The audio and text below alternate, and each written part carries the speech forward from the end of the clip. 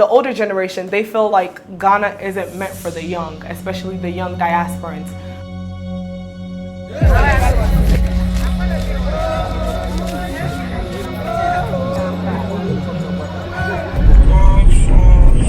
One zero three three. 1033. Okay, thank you. Okay, thank you so much. We'll give you a call.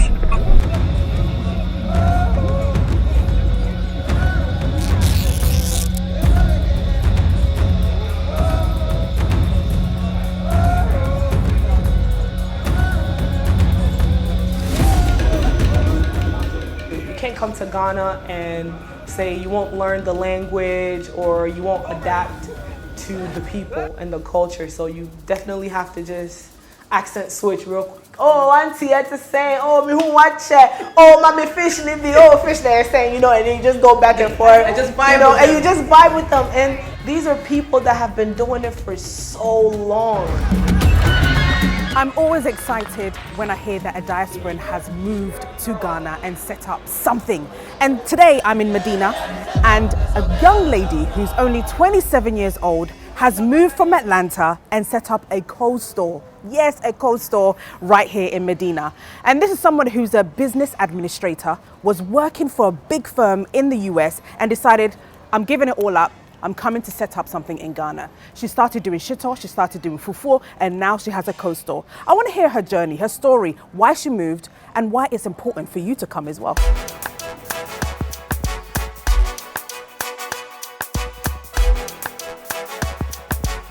Hi, Adra, how are you? Good. Hey! Oh my How God. are you? I'm good. How are you? I'm good. I don't voice in alcohol. Yeah, cold, you know. It's a Ghana heat, you know. Then you see more south. Good deal. Auntie, what are you doing? I'm making hampers. You know, we have our Christmas hampers, you know, going Okay. on right now. So that's what I'm basically doing. Okay. You're in your 20s. Yes, I'm 27. I know in Ghana they don't really like saying their age, but I don't mind because I'm young. So why not? Maybe you're when I'm old, I won't say it. So you're 27. Yes. And you decided to move to Ghana. But you were doing business administration in Atlanta. Yes. What made you want to move to Ghana? For me, I think after the year of return, I saw an opportunity in Ghana. Of course, the year of return, like, we all came to enjoy, have fun, but there was so many business opportunities that I was like, you know what? If I can have a business in America, why can't I have a business in Ghana? So after spending some time here, some months here, going back and forth, I was like, you know what? This is a good opportunity for me to be here, you know? So I just started looking around just to see what I can do. Initially, I wanted to do my fufu launch, you know, my fufu products, and that didn't span out very well. I was scammed, so then I was like, you know what can I do? Because I'm in Ghana. You were scammed, what happened? So, you know, a lot of the times we do get people that saying that people are getting scammed in Ghana. What happened to you and what did you learn from it? Okay, so with me, I started my brand in the US. We were making shito. It was called Cassie's Classics. And within a year, the business had just boomed. So I was like, you know what? Why don't I just expand the brand? Let me add fufu products to it. So I got in contact with someone and they were like, they can help me. I'm like, okay, perfect. If they can help me, why not? Yeah. So came to Ghana, then started the processing of it, and later on found out that it was just a whole scam, you know, like my money, my time, my efforts, just everything went down into the drain. So I was in Ghana, living here without a job, you know, and then I had a little bit saved up. So I was like, you know what, let me see what other alternatives. But didn't that throw you back? Like, I want to go back. What is all this? You know, essentially it did, but then again, I had moved. Okay. I had shipped everything here. I had an apartment here. I had a life here. Okay. So just to get up and just leave, it wasn't as easy as maybe it seemed, you know? So I was like, you know what? I have to make it in Ghana since I'm here. Okay. Yeah. Okay. And what did your mom say? Because Faustina, I know that she might not have been happy for you to come to Ghana, but what was your mom saying? Essentially, she wasn't happy, and I get her because the older generation, they feel like Ghana isn't meant for the young, especially the young diasporans. They want you to move to Ghana after you've had kids, a family. So she was worried, she was scared, very superstitious, like every other African mom, and I'll cry, you bit cool, blah, blah, blah. But I mean, that was just the initial phases of it. Once she started getting the hang of it and I was stuck here, not stuck, but I was living here, Yeah. she was like, you know what, you're already here, so you just have to make the best of it. Why do you think our parents have superstitions about Africa? What do you think that they went through for them to have such a negative connotation about Ghana? I think for them, mainly because they lived here, and for most people, they didn't return, but rather they asked family members to do things on their behalf, and it just didn't pan out the way it seems. For me, although my story changed for the better, some didn't. But you also have to look at it as you get scammed in America, you get scammed in Europe, you get scammed in Canada. So it's not just Africa that people are getting scammed at. It's a worldwide issue. So it's not something that should make you feel bad or sad about getting scammed. I mean, of course, it's a sad situation, but you can't moan about it. You know, you just have to pick up and then, you know, just keep it moving, you know. Back to the story. You went from doing shito Yes. to fufu products Yes. to open a store. Yes. How did the store come about? Why a store? So growing up, my mom used to have like a provision store, which is essentially a grocery store. Okay. So being around that and then being in Ghana, you know, I love food.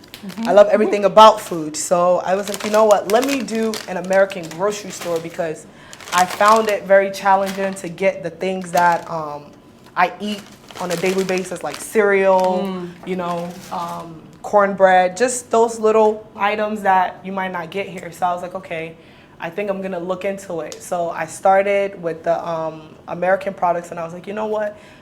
Why don't I add meat to it? Because if you're getting groceries, you're essentially also buying meat. Right. So that's how that came about. Okay. Yeah. And how was the process of getting the right shop for you? And then, because you started from scratch, this Yes. place was, It was nothing. there was nothing here. So tell us Yeah. about that process. Okay, so for me, it was pretty easy as far as getting the space. My friend Essie owns the building, so it was just a matter of me telling her, hey, Essie, I'm in Ghana. I'm looking for a shop. And she was like, oh, I have a perfect space for you, but there's nothing here, so you would have to literally just build it up. So when she gave me that option and I looked at the space, I was like, oh my God, Essie, like, it's nothing, but I want this space. And I know for a lot of people, they were like, this girl is crazy. Why are you taking just an empty lot to build it? But I was like, you know what? Why wouldn't I just take an empty lot? Oh, sis, let's grab some stuff on the inside. You know, why wouldn't I take an empty lot just to build from ground up? So that's what I ended up doing. I ended up getting it, and then I contracted some people to build it from ground up so that I can put my own little specs into it, you know. So what you're seeing today is literally what we built. You know, we built from scratch, the whole thing. Yeah. But I know that it was a process. There was It moments was. where, you know, you'd come in and the workers are stealing. Yeah, Or they're... it was crazy. You know, when I first started, I was a little bit ignorant to how the Ghana system works. I didn't know that when you buy a motorbike, you have to put a tracker on it because your driver might just end up stealing it. Right. So these were the little things that were affecting me. So you had your bike stolen? Yes, I had my bike stolen. I had my bike stolen, and I can laugh about it now, but when it first happened, it was sad. But now I know, okay, when you buy a bike or when you buy anything for employees, you have to put a tracker on it. You have to be, you know, on point with them. You know, as much as, even though I'm young, I'm very lenient, I have to stay strict on them because I don't want to lose money, you know. Finally, the shop opened, and how is business? Like, how are you doing in terms of comparing yourself when you were back in the US? Okay, so with the US, I would say because of the rate the money rates issue. I think it's just a different, in general, in a grand aspect of things, I would say business has been good by the grace of God. We've been consistent. And that's like the main thing about having a Ghanaian business is to make sure that you're consistent. So consistent in making sure you have products, consistent in making sure you have a good service. Customer service is very, very important to me because I'm from the U.S. and that's what your business thrives on, is making sure that your customer service is A1. It's been good, although the dollar to city has been tough for us, but you're just adjusting. You know, it's business. You have to just adjust. Sometimes you lose, sometimes you win. And the good thing about Ghana is when you win big. So when the city was down, you were winning. You know, now that, you know, it's up, you know, you just adjust. So it's a daily struggle, but you just have to find means and ways to overcome it. Okay. How did you find your staff to help you? I had an interview session. Thanks to the Guba Enterprise, Guba Careers. We put out an ad and they basically facilitated all of that, had a team come in, and then we basically interviewed over 100 people. Yeah, and you guys helped me navigate through that, and then we finally found, you know, some good workers. Stuff. Yeah. Fantastic. So tell us about some of the products that you have in here, and then do you see a lot of Americans coming to buy stuff, or you seen a lot of local Ghanaians as well? It's a mix. I would say the locals for the frozen foods, which I'll take you to go look at. And then for the U.S. products, it's all diasporans.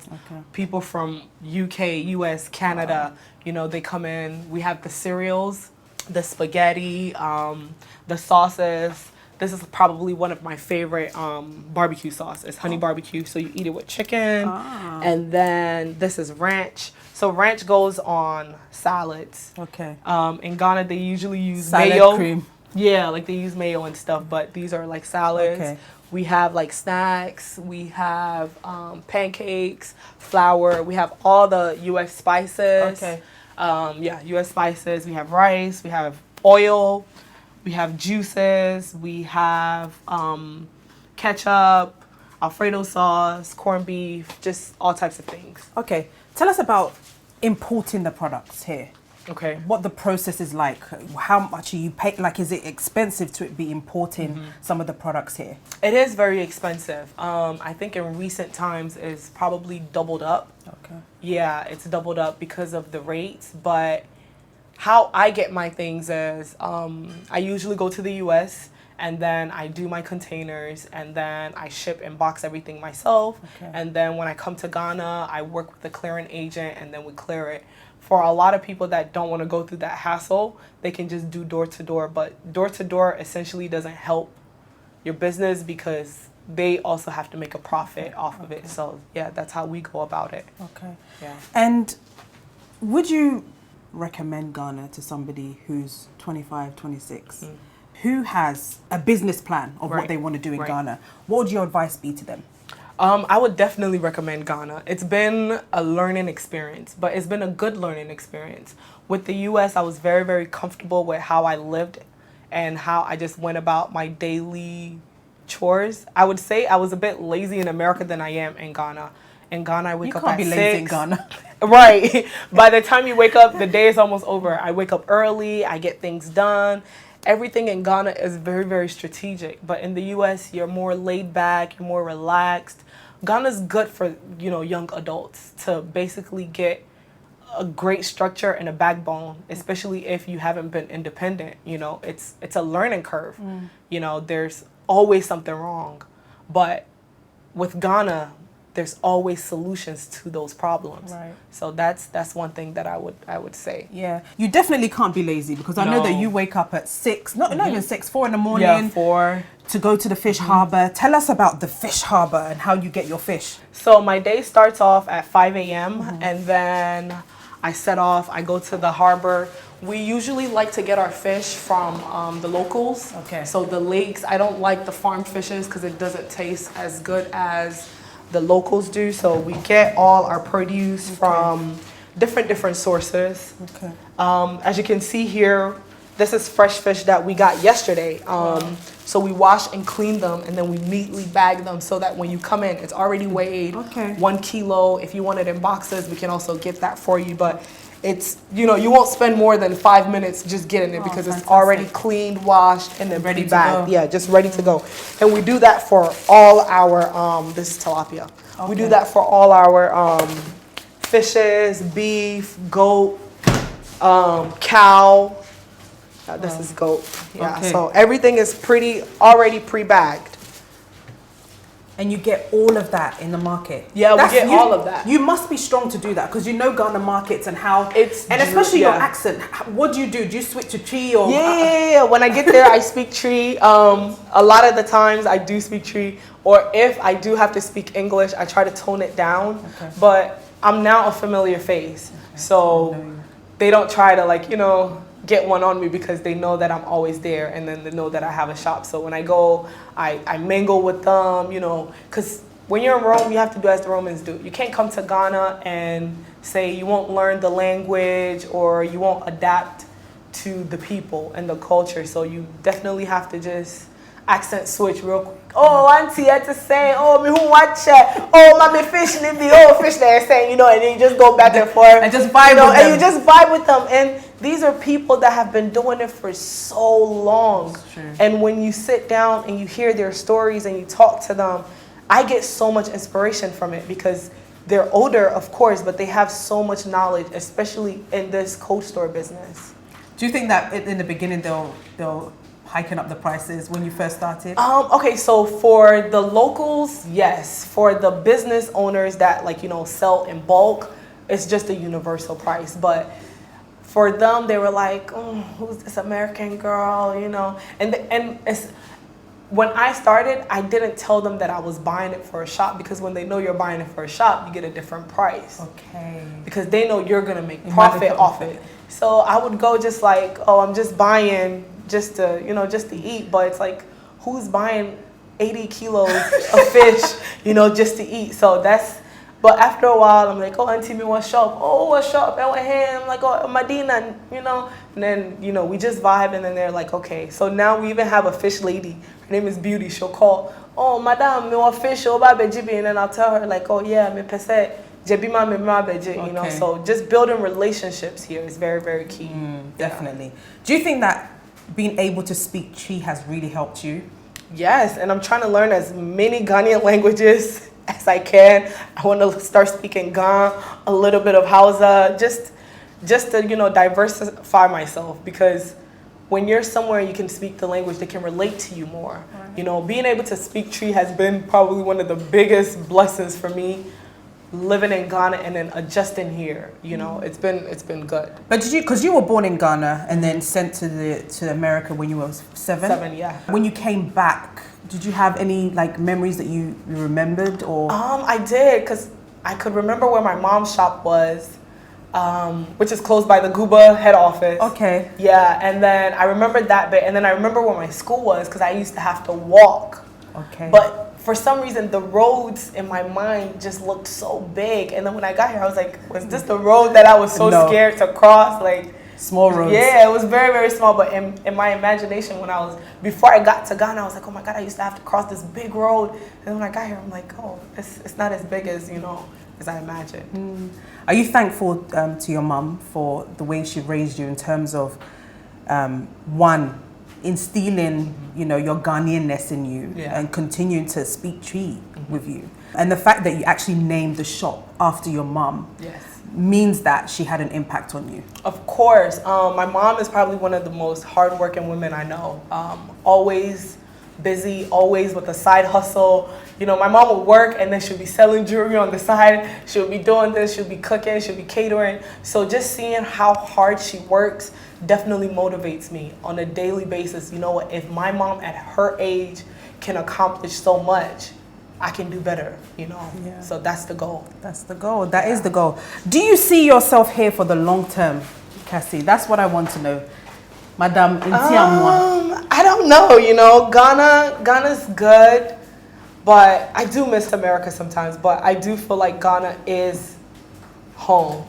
And no matter how far I go, no matter where I go, Ghana will always be home. So I do see myself here long term. I do see myself raising my family here, you know, just enjoying life here, because Accra life no dead. Like, you know, no matter how upset you can get at Ghana, just being able to walk out, no Ediwache, you know, in Yumre, no I call rooftop kakra, you know, in the evening, then what you kill it will it be? It's like no Yumre with you, ya no friend masseuse. Oh, can you come and massage me? Like America, you won't get somebody to wash your clothes, you know. So it's just those little. I don't want to say basic necessities, but it's just like those little things that just keep pulling you. It's like, you know, when I go to America, I'm like, I can't wait to go back to Ghana, you know, you know, just those little things that just makes Ghana, you know, like, that makes Ghana, you know. But on hindsight, you know, you have learned lessons, you have, you know, been through a lot. It's been challenging. I think you're not even expressing, you're not diving into when you came in your door. What happened to your door? The shop door. Yes, like one random day I walked into the shop and then the door was just broken. And then even just last week I heard that they're stealing people's back ACs, so then I had to spend money just to, like, you know, get the AC caged in. And these are things that, like, you know, you won't think about because come on, it's Ghana. You're not supposed to. You don't think people. Oh, this is my office. Sis. Okay. So, you won't think people would. No, you have a seat there. Okay. You won't think people would do that, but these are daily struggles that we go through. You know, as a business owner. Oh and, gosh.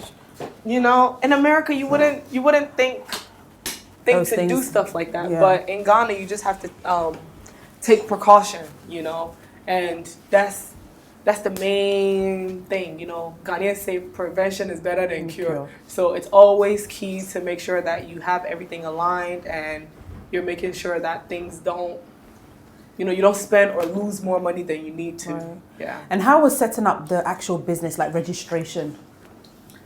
I think for me, it was much easier because I went through the Guba diaspora transitions. So they helped me, Claudia and Jennifer helped me facilitate all of that, getting my business registered, getting my license, getting the code store license for that. So it was very, very smooth. I think within a week, they had everything done for me. Yeah. And what about finding a right property? I mean, do you live quite close? Like, how did you find the right place for you to live as well? For me, so I've moved about 3 times in Ghana. Just like you said, trying to find the right space and the right place for you. Right now, I do live relatively close. I live about 15-20 minutes, depending on traffic. But basically just going through the Guba diaspora transitions and then just letting them know, like, hey, I'm looking for a space.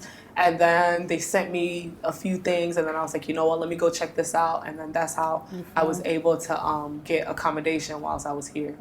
And how was your landlords? I know you've been through processes in terms of dealing with landlords in Ghana.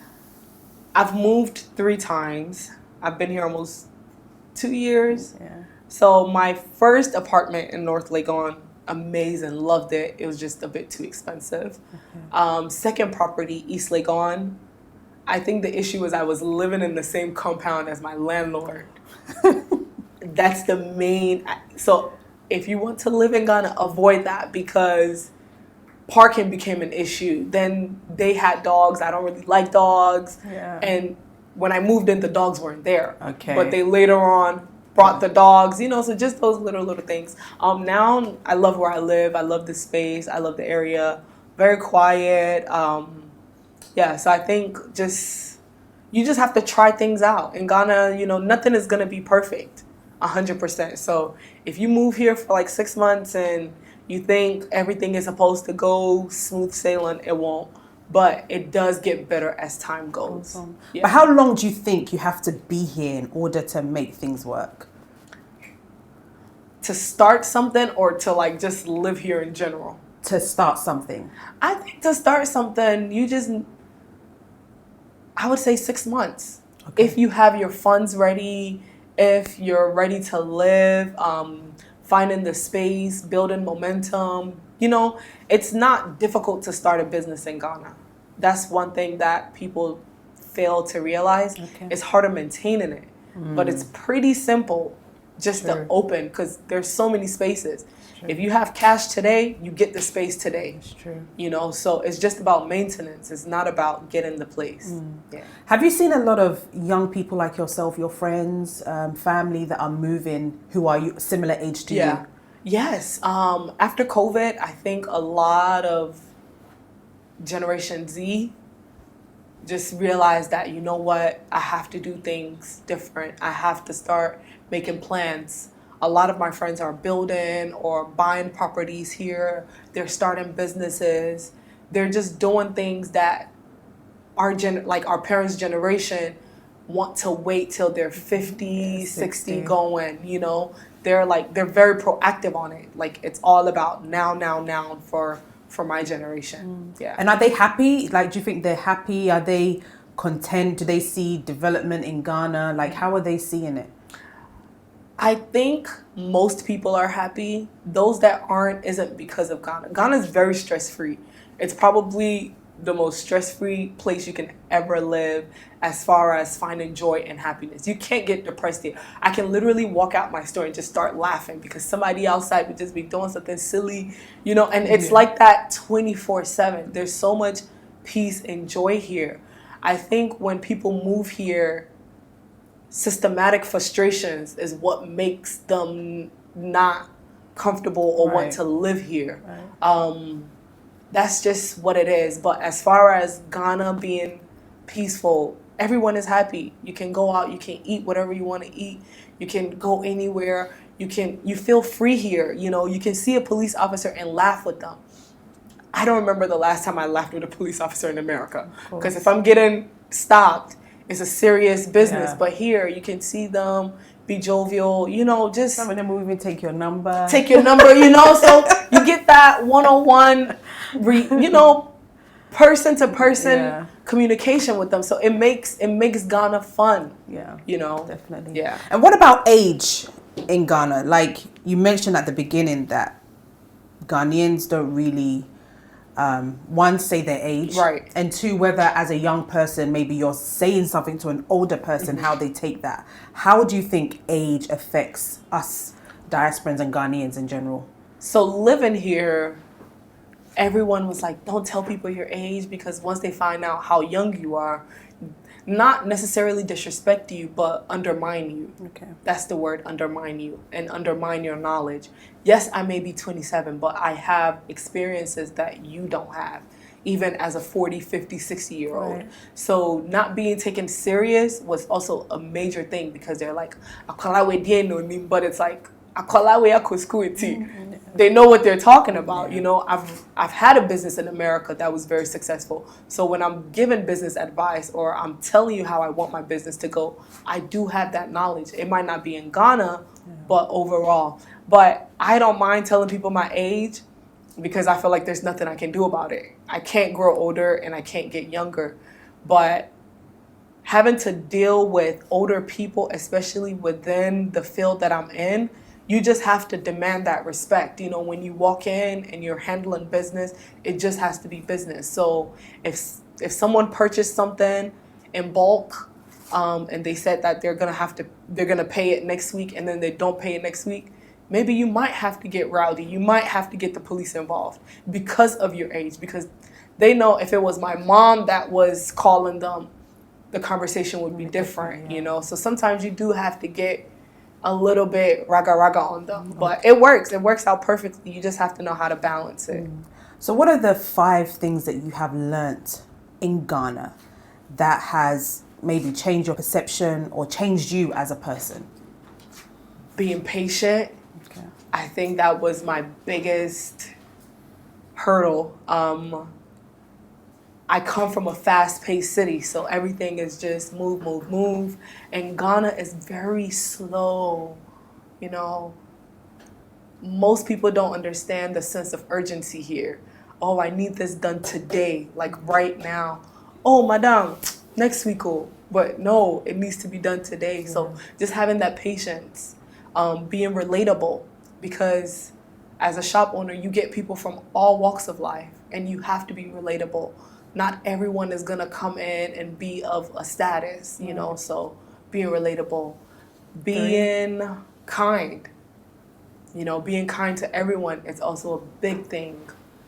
Being honest, you know, making sure that your prices are your prices, whether it's for you, Denta, or it's for Adramansa, or it's for Kukua. A lot of times you'll go somewhere, they'll look at how you look, you're dressed, and they're like, oh, a bag of chicken is 300 cedis, but Adra came to buy it for 200. Why is it that? Yeah.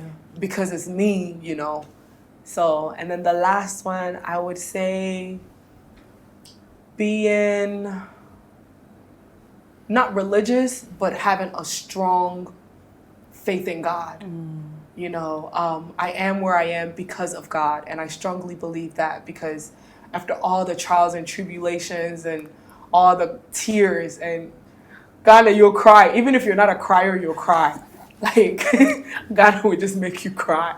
You'll just be sitting there just crying because you're spending so much, and sometimes you don't see the effort for all that you're putting in, but just knowing that, you know what, God's got you. Because we just celebrated our year anniversary, and I never thought I would be in Ghana having a business and celebrating a 1-year anniversary. It might be just a year to someone, but for me, that year, it was a year. It was a year. You know, so just being able to just survive that year, being able to pay my workers for that year. Even during all the woo-has, it's just been God. Absolutely. It really has. Do you think that God is different in Africa than in America? I think so, because living in both places, when I was in America, the God there, he was a little bit different. You know, in Ghana, Ghana, God, no dear. We're still praying though. We're still working on it. Yeah, we're still praying. You know, I don't know if it's the time delay that just makes God delay here, but things are just not as quick. Yeah, I don't know. But he does answer. No, he'll answer. But just the time. It's just the time. No, but the God here. He's still the same God, but I feel like the time difference. It's just made things a bit different. A little bit different. Matias. But you know, I'm so inspired by your journey. Thank you. I've seen your growth since 2019 till now. And I think that you are a really hard-working person. There's no one that can say that Cassie's lazy, because she's not. You know, omubwa. You're not lazy. You know, she will even still party, get home at 5 a.m. and wake up at 6 to go and do her business. Like, that's Accra living. Yeah, and her business is her business, and I think that's what inspires me. Like, you know, we need to make sure that we are saying and being consistent about what we want to do. You know, you've seen this. She's a young girl, only 27, moved here and is thriving, is doing well. I think you should come, try. There's no wrong in trying. And I think that's the mistake that we make. We need our diasporans back. You know, our diasporans is what is going to change the continent, is what is going to change Ghana. You know, if you look at the Chinese, the Chinese called back their diasporans to China, and that's how China was built. And so I'm calling on all my diasporans, come back, let's try, you know, and do something in our country. And, you know, for local Ghanaians here as well, I know that sometimes we come back and you're like, Sister Ade, why are you here? We also want to go there. So there's that kind of conflict that's going on. But I think that if we all develop our nation, we'll be happy and we wouldn't want to go anywhere else. And so keep on watching the show.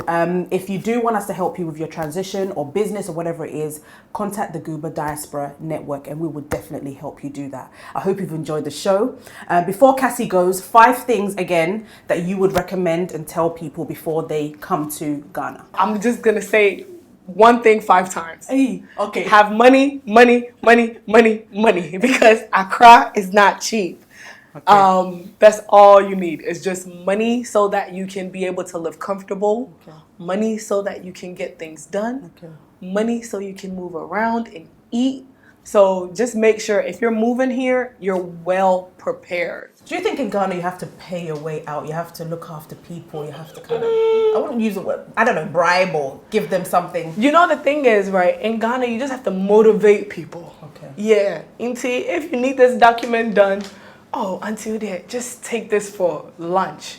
Okay. So after you eat, you can just hurry up and get the assignment done for me because I need it by tomorrow morning. Okay. So it's just motivation. You just have to just give a little something just to encourage them as they're working to, you know, just speed it up a bit. So do you think it's a cultural thing? Because we like, obviously in America and the UK, you don't have to do that for somebody. You don't. But, you know, in Ghana, people work at their own leisure. So if it's important to you, you will make sure that the person gets a good lunch or a good breakfast so that they can make sure that you're also sorted. So it's just, you know. But even with that, do they still do it? Do you think that? It depends on how heavy the breakfast and the lunch was. I mean, if lunch was just tea and not watching, then you're going to have to wait a bit. So it just varies, you know. It really does vary. Oh, wow. Yeah. Okay. Don't forget to subscribe to the ODANA network. I want to hit 100,000 subscribers this month. It's the month of December. And so, you know, I encourage all my followers and fans to subscribe. Thank you so much for watching. I hope that you are encouraged, inspired, and ready to make that move.